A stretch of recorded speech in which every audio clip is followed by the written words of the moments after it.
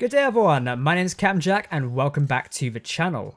Today we're going to be discussing Star Wars Battlefront 2. It's been quite a while since I've sat down to actually speak about the game, but we're back today as the game has received some quite interesting information surrounding its latest update. Now I know some of you in the community, or my community, I've got cross minds over Battlefront 2, some of you don't like it due to the past and stuff like that. However, I quite like the game. I've been playing it a lot recently, especially with the General Grievous update, and therefore I'd just like to talk about it a bit more, as the latest update is something I will probably be playing quite a lot and would like to feature on the channel. So let's talk about the Geonosis community transmission. Just before I begin, if you want to head over with dedicated Star Wars Battlefront videos and other Star Wars news, don't forget to check out the Star Wars Galaxy channel, which I help run.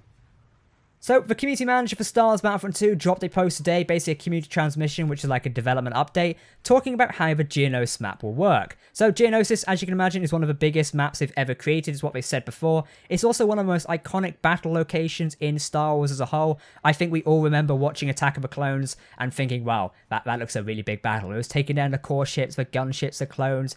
It's one of my favourite battles, and I love playing it through on a variety of games. I remember playing it in the original Star Wars Battlefront 2, and the first one as well. I think the first Battlefront, or Battlefront 1 I guess you could call it, back in 2004 I want to say, I can't remember the exact date, had one of the best Geonosis maps ever, because you can actually fly gunships on the ground and capture a spire. I really wish Battlefront 2 had brought that map over. They never did though, which is a bit of a shame. Anyway, let's talk about this community transmission today.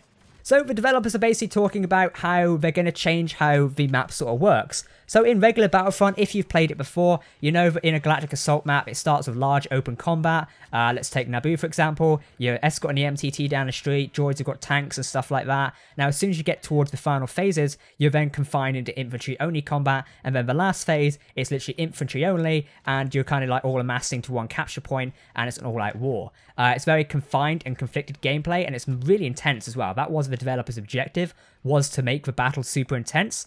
Now, the developers and Ben, the community manager here, have said, for Geonosis, this isn't what they wanted to do following community feedback. So DICE and EA have been listening to what the community and us have been saying. Instead, they're now changing Geonosis to be more open, so going the opposite way around. It'll start very small and confined, with the clones having to capture an ATTE and repair it, and then will spread out into larger scale combat. Now I really like this idea, as it seems pretty cool, and I can't wait to see the way it actually works in the game. I'll tell you more about it in a minute. One thing I do want to touch on right now is a new vehicle coming to the game, and that is the ATTE. Yes, I am massively excited with the fact one of my favourite ground units of Star Wars is now coming to Star Wars Battlefront 2. The all-terrain tactical enforcer, I fell in love with it when I first watched the Star Wars The Clone Wars movie, where they climbed up the cliffs on all 6 legs. It was amazing. I used to have a model of a set in Lego, I used to have a model of one as a toy. It was massive actually, and I love that thing. It's one of my favourite vehicles in Star Wars of all time, just because it's amazing.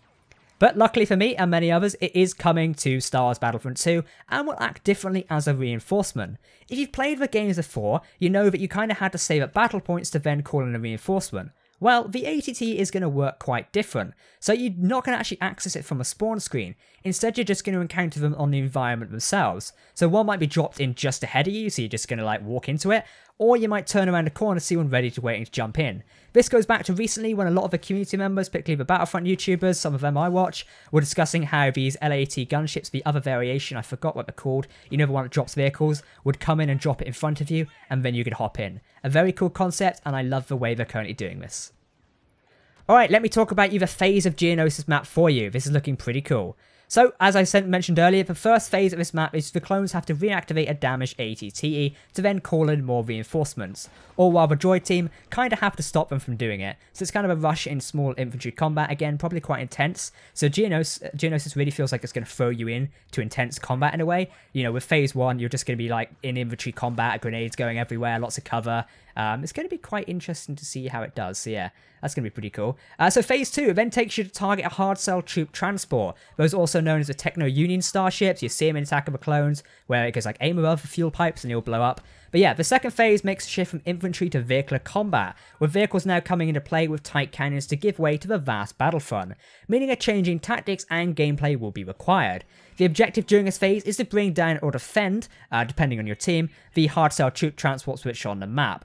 Kind of quite cool, and you have to transport them and attack them using the ATT. Apparently the ATT has a special ability on it, which it can only cause damage to the hardtail troop transport, or it weakens it in such a way, I think, a way in doing it. That way it's not just like an all-out slugfest to how much damage can be caused on it. Quite cool, and I liked the way that works.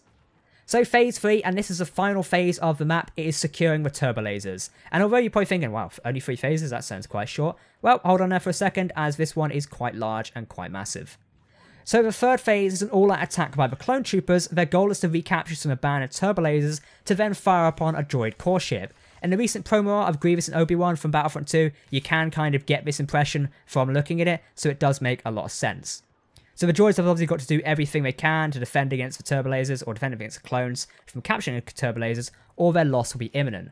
So gameplay-wise, it is a capture point, but as Ben says, there is a twist to it. So as noted earlier, they didn't want to create a narrow funnel towards the end of a battle. So the capture point is actually 200 meters wide. Yes, you did hear that right. It is 200 meters wide. I always read that and thought, damn, that's going to be interesting. How are they going to keep you from just standing in a corner and contesting it? Well, this is how they're doing it. So you may be inclined to think that this could turn into an infinitely contested objective. To prevent this from occurring, the capture point can only be captured by the ATTs. In addition to this, the capture point cannot be contested. So you have to be an ATT to actually capture the point. Very interesting, and I love how we've built this reinforcement unit into the actual gameplay. Well, it's not a reinforcement, you get what I mean though. So this creates a scenario where the clones now know what they need to do is escort the ATTs into that area so they can capture it. It really builds a sense of more objective and more team play overall. At the same time, the droids, they can see the ATTs approaching. They have to stop them and plan accordingly to how they're going to stop them.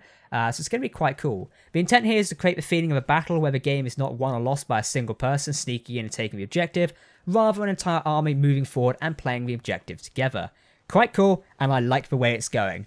They also did go on to talk about the ATT as a reinforcement and how it will transition over to the fact you've got you've got limited ATTs when marching towards the core ship and the turbo lasers, so it's something to consider when protecting them quite a lot. They've also basically shown a bit of screenshot of how the map looks over there in a low res texture version, probably just how the map plays out before they actually edit over all the nice looking stuff. It does look quite cool. I'll pop it up on screen now so you can see it. Along with this, they basically chatted about giving the droids a chance in this. They give them missile launchers. Which have been seen in the game before. They'll be placed around the map and the droids won't get targeted for actually using them, which is quite cool. They also discussed how this is a living world. Essentially, there's lots going on in the world. You do feel like you are in the Battle of Geonosis. And there's also a sandstorm as well. If you remember in episode 2, the sandstorm where the clones and droids were fighting, through the sandstorm. They mentioned how it kind of brings like a feel to close combat, although it's like in a large open map. So it's going to be quite cool to see how that plays out. I can't wait to see it. Also, the OG homing spider droid is coming to the map as well. Again, really interesting to see that. It's one of my favourite units in the Battle of Geonosis. So that's going to be able to cause significant damage to the ATTE, which is pretty cool. So they basically talk about how they're all discussing the design process, stuff like that. I'll leave a link to the full community transition down below in the comments should you want to go and read it. But I can assure you it's pretty cool and worth a read. Ben also goes on to talk about how Geonosis will release later this month alongside the Battle of Geonosis update, which I believe introduces Obi-Wan Kenobi and the 212th Legion, as well as a few other things. I can't remember off the top of my head. Obviously, we've got ATTs. I'm more excited for the ATTs, to be honest. That is going to be quite cool. They're one of my favourite units of Star Wars, as I said earlier, and I can't wait to see them in the game. So, this kind of wraps up my video on this, guys. I wanted to share the latest Battlefront 2 news with you, just because I'm having massive amounts of fun with the game recently. So what about yourselves? Have you been diving back into Battlefront 2? Did the General Grievous update, actually tempt you to come back to the game? For myself, yeah, it did. I came back to the game, I've played it quite a lot. I unlocked I keep wanting to say Geonosis. I unlocked General Grievous, and I've been having massive fun with it. And I think the Geonosis update is really going to turn the game around. It's going to be quite cool to play on Geonosis now with my friends. I'm trying to get a few others like Kraz involved at a minute, where we can all rally together, play as clone troopers marching through Geonosis, and just having a whole phase there.